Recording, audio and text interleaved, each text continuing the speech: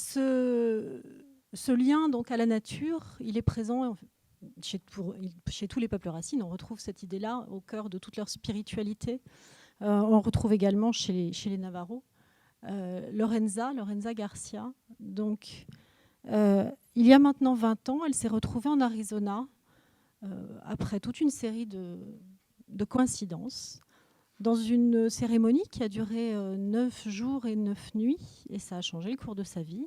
Maintenant, elle représente donc leur culture en France. Elle la transmet à travers des chants également, des chants navarros, les chants sacrés navarros et des peintures de sable. Alors, ces chants et ces peintures servent servent, si le terme n'est pas tout à fait bon, sont destinés à restaurer Ojo ou Ozo, comment tu dis? Ozo, hein?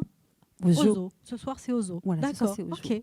Ça dépend de l'accent, mais ouais, ce soir, c'est Ozo. Ici, en France, Ojo. C'est d'accord. Navarro, ouais. Ok. Donc, Ozo, c'est une philosophie, c'est une façon de voir le monde. Mais ça change tout à leur façon d'être. Est-ce que tu peux nous expliquer Ojo en quelques mots?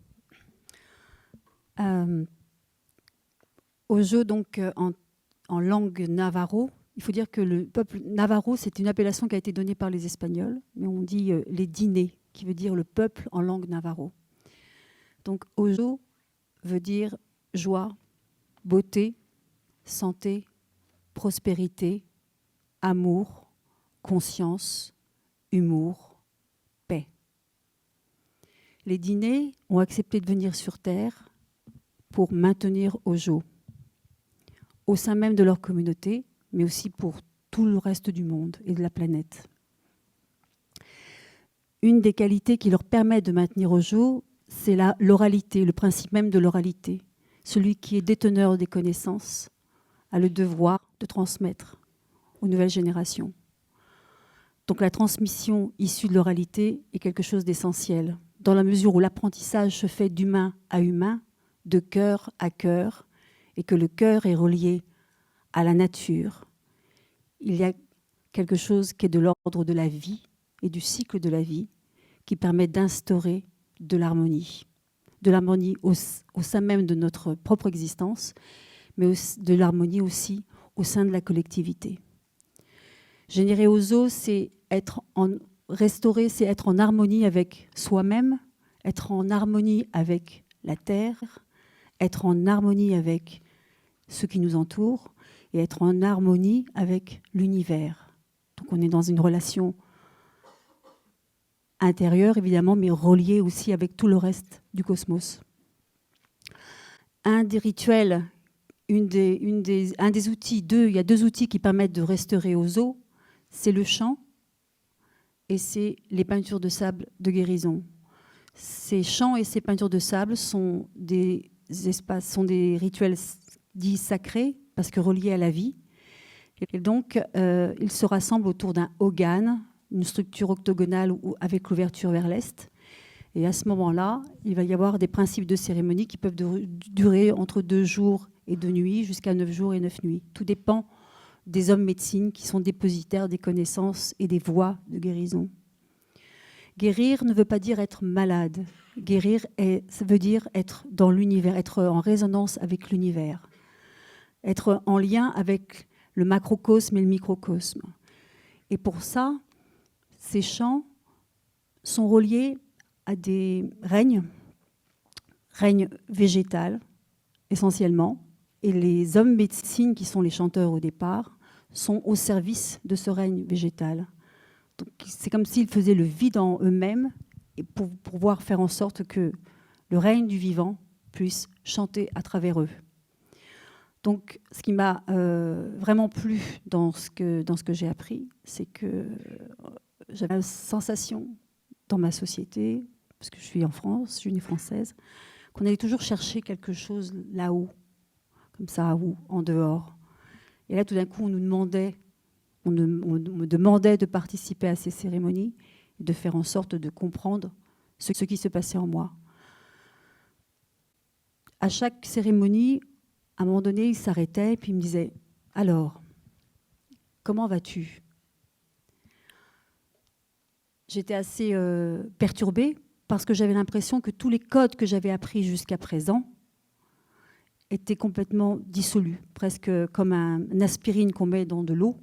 Et puis tout d'un coup, pouf, il y a une part de moi qui n'existe plus. J'ai accepté le jeu, j'ai accepté le deal, et j'ai accepté de faire en sorte d'appartenir non pas à quelque chose qui était propre à eux-mêmes, mais d'appartenir au fait que moi-même j'étais dans un processus de transformation, parce qu'ils m'accueillaient au sein de quelque chose qui s'appelle le sacré et qui pourrait être la vie, mais aussi en même temps ils me demandaient ce que ça me faisait. Donc il y avait toujours un travail d'écoute. Et l'oralité, pour moi, c'est l'écoute, c'est la présence.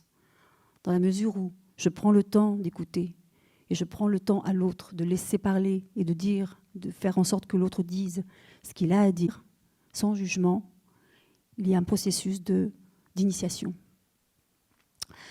J'ai évidemment fait des comparatifs parce que c'est vrai que le territoire navarro s'étend sur un territoire qui fait à peu près 2 fois la Belgique et qui rassemble 4 États, qui est l'Utah, le Colorado, l'Utah, le Nouveau-Mexique et l'Arizona. Et donc, il y a des espaces absolument extraordinaires. Donc, on a de l'espace. Et puis, quand je reviens ici, je trouve que la France est un pays magnifique. Lorsqu'on va entre le nord, le sud, l'est et l'ouest, les architectures sont différentes, les paysages sont différents, les fromages, tout est différent. Et en même temps, waouh, c'est un peu serré parfois. C'est un peu serré parce qu'on est nombreux, et puis c'est un peu serré parce qu'il fallait comme si qu'on justifie qu'on existait. C'est-à-dire qu'il fallait qu'à chaque fois, à peine si on ne laisse finir la phrase de l'autre. Et je me suis dit, mais ça crée automatiquement. Comment cela ne peut pas créer de la disharmonie si on ne prend pas le soin d'écouter l'autre? Donc, Ojo, c'est ça, c'est être en résonance avec l'écoute. Ceux qui connaissent, ceux qui ont envie de transmettre, et ceux qui ont envie aussi de faire en sorte que être en lien avec la nature, c'est être en lien avec ce qui va se passer après. C'est-à-dire quelle est la planète qu'on va laisser à nos enfants, et qu'est-ce qui va faire que ce que nous allons enseigner aux nouvelles générations va permettre à ces nouvelles générations d'avoir des outils nécessaires pour vraiment préserver la Terre. Les hommes médecine expliquent que la Terre souffre et qu'un jour elle se mettra en colère et qu'elle tremblera. Est-ce vrai? Est-ce pas vrai? Je pense que ce qu'ils disent est vrai. En tout cas, pour moi, ça résonne. Ça me met dans un état de confidentialité avec moi-même. Et je me dis, si aujourd'hui ils ont accepté que je puisse être une passeuse, eh bien c'est qu'il y a une raison. Et que dès lors où ils m'ont dit « reste avec nous et lorsque tu retournes dans ton pays, dis-leur qui nous sommes », eh bien j'ai accepté le deal. J'ai accepté d'être au service de Ojo. Ça fait 20 ans que ça dure. Et un jour, un homme médecine m'a dit « Tu sais que si tu es moi Ojo, moi je serai aussi moi Ojo. » Donc il y a vraiment une histoire de lien. Les Amérindiens disent que nous sommes tous connectés, que nous sommes tous reliés. Et je crois que c'est important que nous, en tant que personnes issues du monde occidental, puissions être vraiment en vibration avec cette réalité.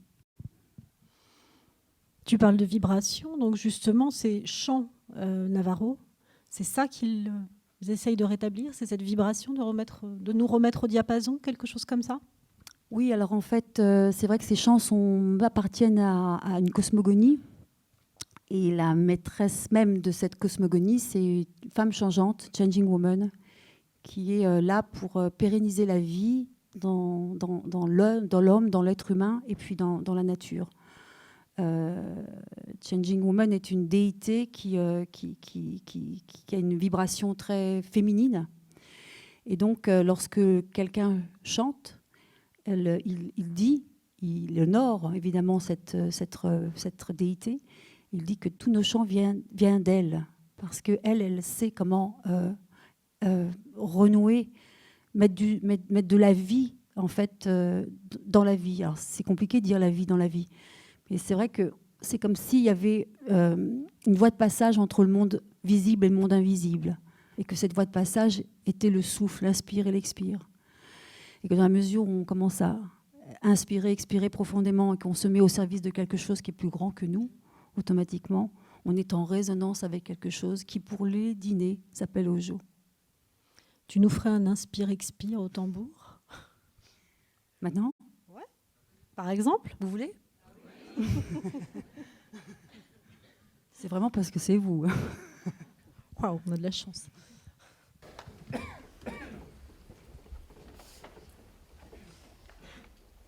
vais vous interpréter The Welcome Song.